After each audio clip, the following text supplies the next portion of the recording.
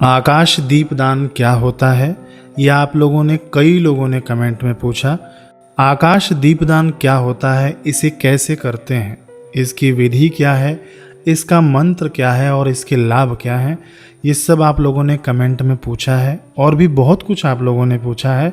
इस वीडियो में हम सब जानेंगे। कार्तिक मास में जो भी व्यक्ति आकाश दीपदान करता है उसके जन्म से लेकर आज तक के समस्त पाप नष्ट हो जाते हैं। ये ब्रह्मा जी बता रहे हैं नारद जी को। आगे हमारे शास्त्रों में वर्णन है कि वह समस्त सुख भोगता है, मुक्ति का वह अधिकारी हो जाता है। आकाश दीपदान से हमारे पितर भी अनायास ही मुक्त हो जाते हैं, उनको भी तृप्ति मिलती है और भी बहुत सारे लाभ हैं आकाश दीपदान का। इस पर मैंने एक अलग से वीडियो बना रखा है, मैं लिंक आपको डिस्क्रिप्शन में दे दूंगा। पूरा आप डिटेल में सुन लेना कि कार्तिक मास में दीपदान करने की क्या महिमा है, बड़ी अद्भुत महिमा है। अब आगे हम लोग सुनते हैं कि आकाश दीपदान कैसे करना है, शाम को करना है कि सुबह में करना है।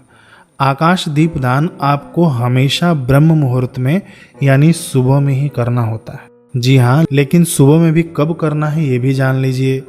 जब तक आकाश में तारे दिखते हों तब तक आप दीपदान कर सकते हैं। ये आकाश दीपदान माना गया है। ऐसा नहीं कि तारे दिखने बंद हो जाएं और सुबह होने वाली हो तब आप दीपदान करें, तो ये भी मान्य नहीं होगा। आकाश में तारे दिखने चाहिए तब आप दीपदान जो करते हैं वह आकाश दीपदान है। ठीक है, अब देखिए, आप स्नान करके ही ये दीपदान करना। कार्तिक मास में वैसे भी सुबह स्नान करने की बड़ी महिमा है, तो 15 नवंबर तक ये कार्तिक मास रहेगा। तो आप इस कार्तिक मास में स्नान जरूर कर लेना और स्नान करके दीपदान जरूर करना। अब कई लोग बताएंगे कि हमको सर्दी लग जाएगी, सर्दी जुकाम हो जाएगा, छींक आने लगेगी, खांसी हो जाएगी, तो इसके लिए हम सुबह में स्नान नहीं कर सकते, तो हम क्या करें?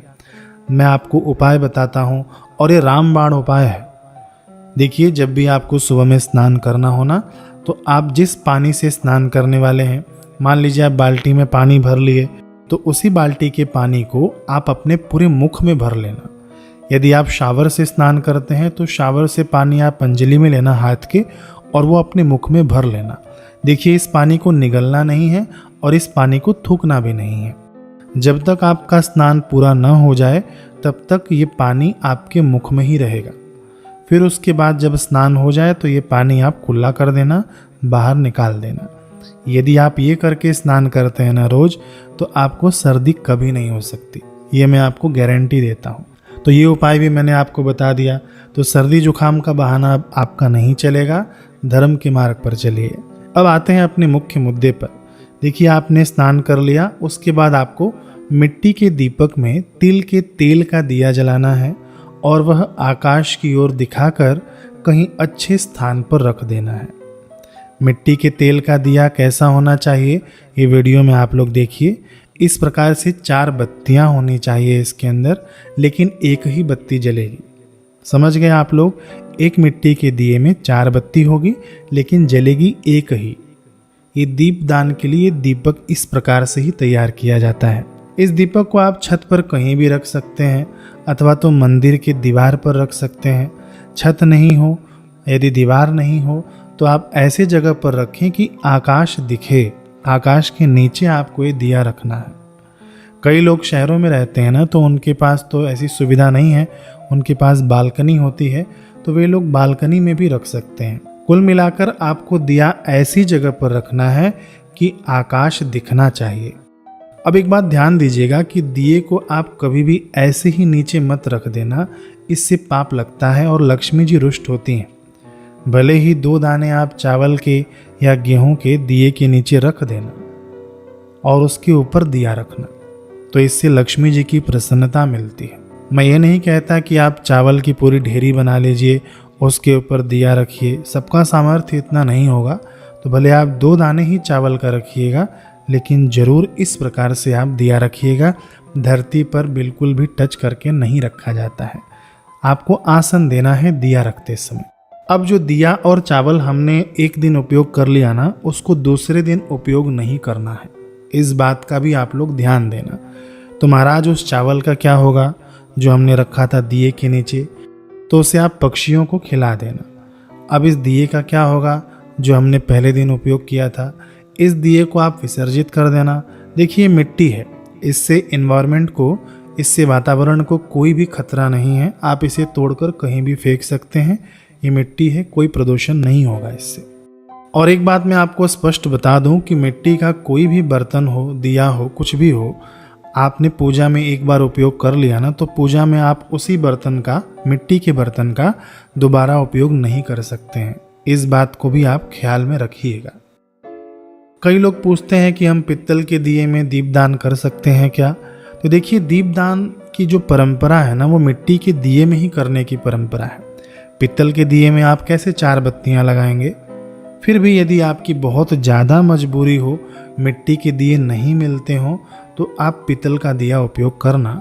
लेकिन जो आप पहले दिन जो बत्ती लगाए हैं ना पित्तल के दिए में, वो आप दूसरे दिन चेंज कर लेना, नई बत्ती लगाकर ही दूसरे दिन करना। लेकिन ये बहुत ज़्यादा आपको मजबूरी हो तब करना। वैसे आप विशेषता मिट्टी के दिए को ही देना। अब धातु का दिया आप दोबारा उपयोग कर सकते हैं, लेकिन मिट्टी के दिए को नहीं कर सकते। कई लोगों ने पूछा कि कौन कौन दीपदान कर सकता है। तो देखिए, दीपदान का अधिकारी सभी हैं। कुंवारी कन्या भी कर सकती हैं, विवाहिता स्त्री भी कर सकती हैं, विधवा सधवा स्त्रियां भी कर सकती हैं, माताएं बहनें कर सकती हैं, बालक वृद्ध नर नारी सभी कर सकते हैं। लेकिन रजोधर्म में यानी पीरियड्स में जो माताएं बहनें हो, वे दीपदान न करें। आखिरी बात, आप मंत्र सुनते जाना और दीपदान की सही विधि क्या है ये भी मैं आपको बतला दूं। देखिए, 2 मंत्र हमारे शास्त्रों में बताए गए हैं। एक यह मंत्र जो भगवान की प्रसन्नता को देता है, और दूसरा मंत्र पितरों की तृप्ति को देता है। तो देखिए, यदि आप भगवान की प्रसन्नता के लिए मंत्र पढ़कर दीपदान करते हैं, तो आपको पूर्व दिशा की ओर दिया को दोनों हाथ में पकड़कर पूर्व दिशा की ओर खड़े होना है और ये मंत्र पढ़ना है। देखिए, वीडियो में मैं तो अभी एक ही हाथ में दिया पकड़कर बता पाऊंगा। एक हाथ में मेरे कैमरा है, मोबाइल है। अब दूसरे हाथ आपको दोनों हाथ में दिया पकड़ना है। समझ गए आप लोग? और मंत्र है भगवान की प्रसन्नता वाला, दामोदराय विश्वाय विश्वरूपधराय च नमस्कृत्वा प्रदास्यामि व्योमदीपम हरि प्रियम। अब मान लीजिए आप में से कई लोग होंगे जिनको ये संस्कृत श्लोक याद नहीं हो सकता, अथवा तो याद करने में असक्षम है। तो आप लोग, मैं अर्थ बताता हूँ, उस अर्थ को आप लोग ध्यान में रखिएगा। अर्थ भी आप लोग याद कर लेंगे ना दीपदान करते समय, तो भी आपको वही पुण्य लाभ होगा। इस मंत्र का अर्थ है कि मैं सर्वरूप एवं विश्वरूपधारी भगवान दामोदर को प्रणाम करके यह आकाश दीप प्रदान करती हूँ, जो भगवान को परम प्रिय है। ये मंत्र का अर्थ है। मंत्र याद नहीं है तो कोई बात नहीं, बस ऐसा आप दोहरा लेना मन ही मन, आपको वही पुण्य लाभ मिलेगा। अब देखिए, दूसरा प्रकार का दीपदान है आकाश दीपदान में ही, जो पितरों को तृप्ति देने वाला है, पितरों को मुक्ति देने वाला है। तो ये दिया आप लेकर दोनों हाथ में दक्षिण दिशा की ओर मुख करके खड़े हो जाना और ये मंत्र पढ़ना, नमः पितृभ्य प्रेतेभ्यो नमः धर्माय विष्णवे नमो यमाय रुद्राय कांतार पतये नमः। इसका अर्थ है कि पितरों को प्रणाम है, प्रेतों को प्रणाम है, धर्म स्वरूप विष्णु को प्रणाम है, यमराज को प्रणाम है, तथा दुर्गम मार्ग में रक्षा करने वाले भगवान रुद्र को प्रणाम है। जो लोग ये मंत्र याद नहीं कर सकते, वे लोग इस अर्थ को याद रखें और ये दोहरा लेना आप दीपदान करते समय। भगवान के प्रसन्नता के लिए जो दीपदान होगा, उस दीप का लौ पूर्व दिशा की ओर करके रखना, और जो पितरों के लिए होगा वो दक्षिण दिशा की ओर करके रखना। तो इस प्रकार से 2 प्रकार के दीपदान होते हैं। इसमें से जो भी आप करना चाहें कर सकते हैं। लेकिन आप लोग कहेंगे कि महाराज हम तो हैं लालची, हमको दोनों ही फायदे चाहिए, तो हम कैसे करें? तो मैं कहूँगा कि आपको बिल्कुल लालची होना ही चाहिए। धर्म के कार्य में जो लोग लालची होते हैं ना, वे धर्म और पुण्य को कमाते हैं, और जो संसार के लालची होते हैं वे अधर्म और पापों को बटोरते हैं।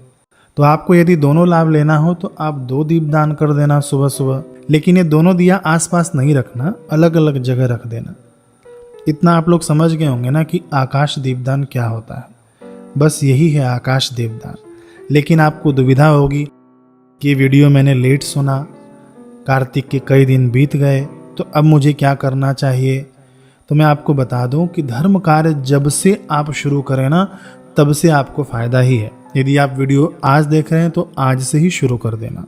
यदि आप वीडियो कार्तिक मास के 10 दिन बीतने के बाद देख रहे हैं ना, तो आप तभी से शुरू कर देना, लेकिन शुरू जरूर कर देना। अब जाते जाते इस वीडियो को आप लोग शेयर करते हुए जाना, ताकि औरों को भी पता चले कि आकाश दीपदान कैसे किया जाता है, और सब्सक्राइब करके जाना ताकि दोबारा मिल सके। हरे कृष्ण।